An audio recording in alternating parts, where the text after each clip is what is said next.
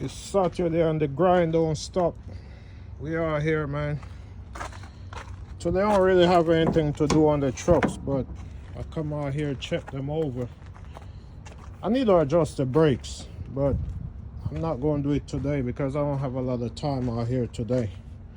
So I'm just going to check all my fluids, make sure all my fluids topped off, check over the truck, make sure there's nothing that have to get repaired today. Just basic maintenance,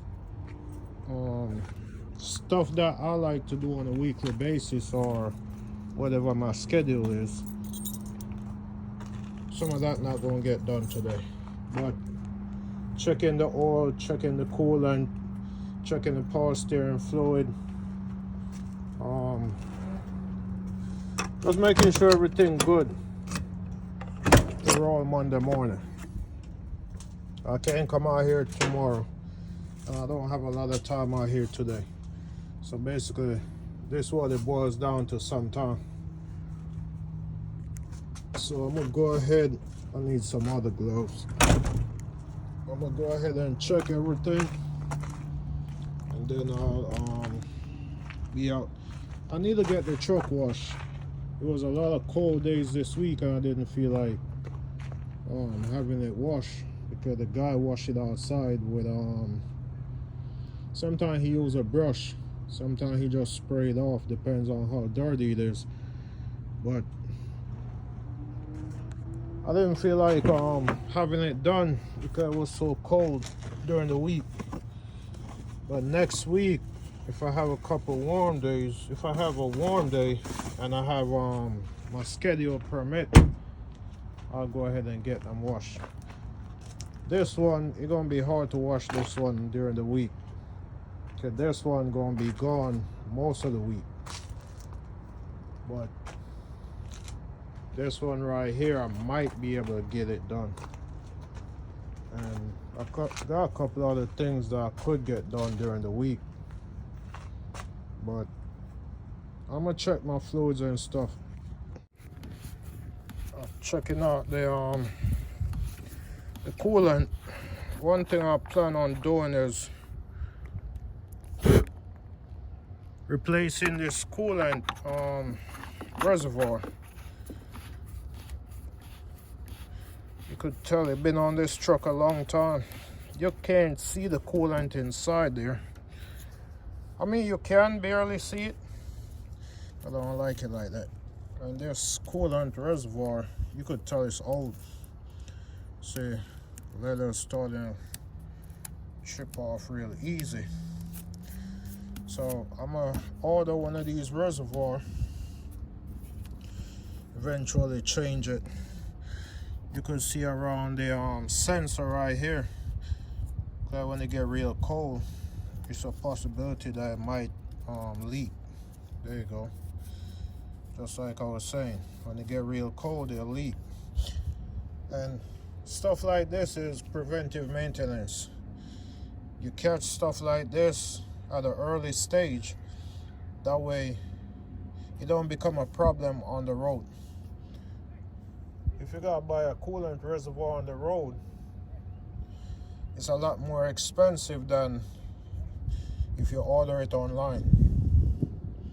But when you're on the road, if you have an issue where it cracked, start a leak, you're losing coolant, you can't maintain a coolant to make it home or to make it to where you want to get to replace it, then it's going to be an expensive fix. So the coolant level good.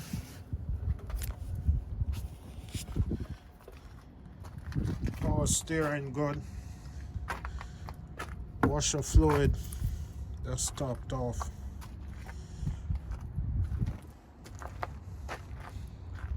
I need to check the oil. I need to get a rag.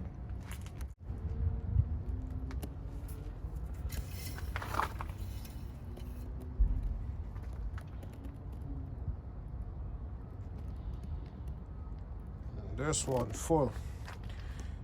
And this driver, he's pretty good on maintaining the truck as far as topping off the fluids, checking the fluids. He actually checked the fluids, not like some of these drivers that think that their job is just to drive the truck. This driver actually checked the truck out. If there's anything going on with it, he let me know right away. Nobody perfect. We're not gonna always catch everything, but he's pretty good on catching stuff that's going on with the truck.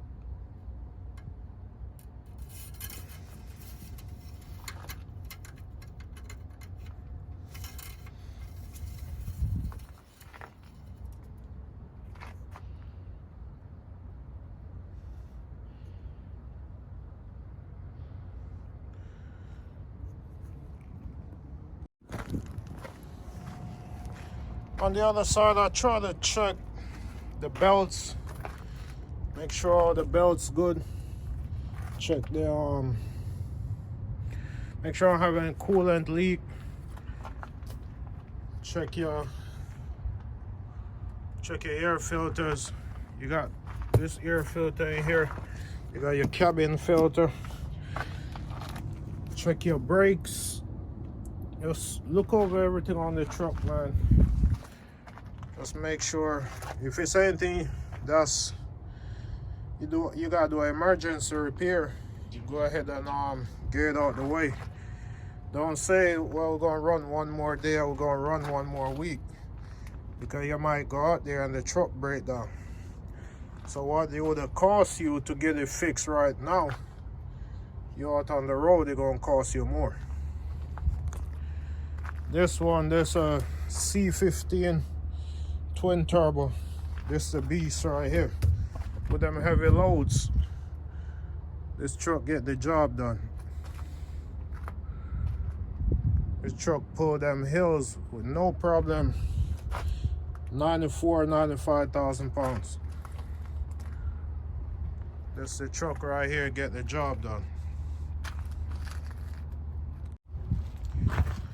Same thing over here. Check all your fluids, make sure your fluids topped off. This is a different motor. This is a Detroit 12.7. It's a lighter motor than the Cat. This don't pull as strong as the Cat pulls, but it still get the job done. Still pull them heavy loads. Been pulling 95,000 pounds with this truck for years, and no major issue with it. Sometimes I hear people say they don't haul heavy loads, or all different type of things pertaining to heavy loads. There's nothing wrong with hauling heavy loads. The truck will get the job done. If you have a strong truck, you're gonna get the job done. On this one, same issue. When it get real cold, these power steering fluids start to drip a little bit where the power steering hose connect to the reservoir. I'm gonna replace the hose on it and put new clamps on it. Another thing I say I'm gonna start doing every year is replace all the rubber hose, all the rubber coolant hose, just to stay on top of the maintenance on the trucks, to avoid any issue on the road.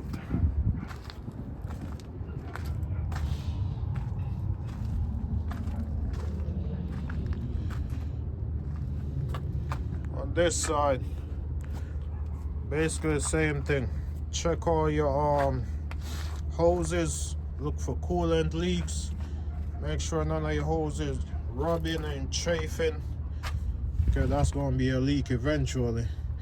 If you see it rubbing, and you could if it hasn't rubbed through to where it started to leak, you could go ahead and put some protective covering on it to stop it from rubbing.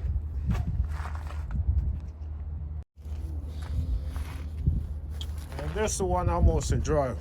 This one a little more delicate than the other one, but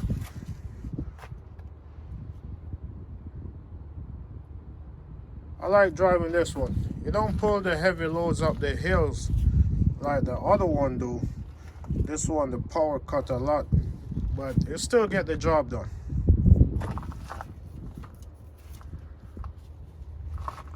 Like you see right here, this holds the clamp brake. So what going to eventually happen is this hose right here going to be bouncing and riding on this bracket for your AC compressor. So eventually you're going to rub a hole in this AC line and you're going to start a leak. That's why I say you got to get out here on the weekends and look over your trucks, man.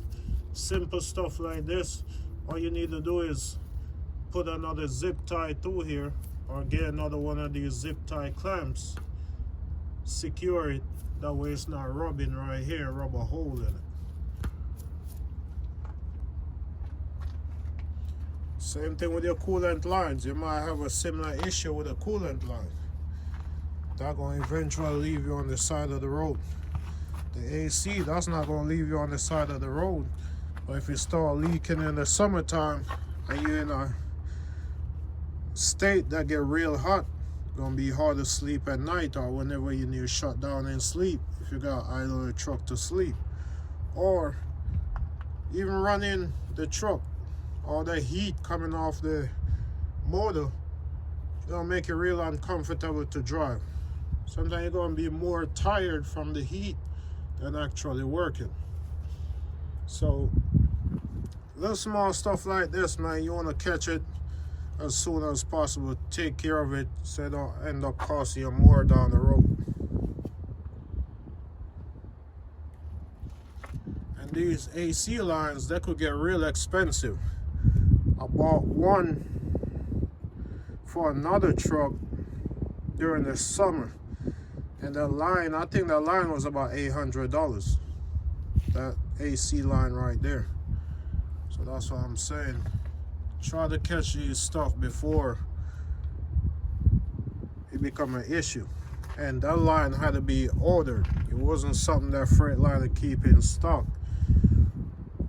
So what I had to do was keep adding Freon to the system until the line came in. That way the driver could be comfortable driving, because I'm not going to send a driver out there in a truck. It's close to 100 degrees outside. The heat coming off the motor, it could get real hot inside the truck.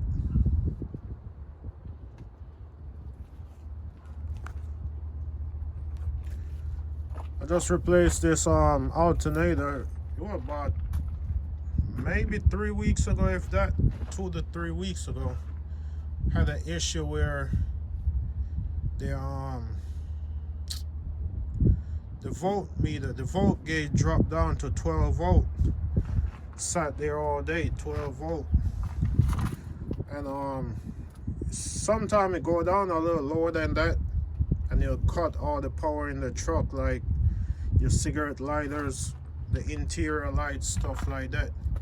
I noticed that was happening, so I just went ahead and ordered a new alternator. At the end of the day, when I finish my day, I'll go ahead and replace it. Stuff like that, you gotta be looking on your gauges when you're driving. You gotta make sure you're paying attention what's going on with your equipment.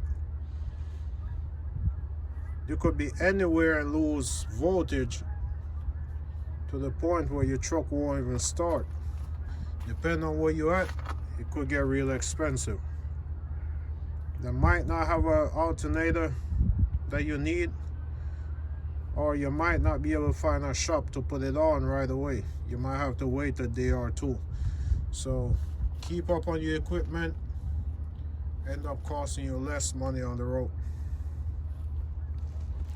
If you do the work yourself, it saves you a lot of money also, but you gotta know what you're doing, because if you don't know what you're doing, it might end up costing you a lot more. When you buy these alternators, a lot of times they don't come with a pulley, so you gotta take the pulley off the old one, put it on the new one. Another thing They don't hardly taking back alternators as a core. So you buy one, you get keep the old one. What I recommend doing is getting the old one rebuilt and get the old one rebuilt and keep it as a spare.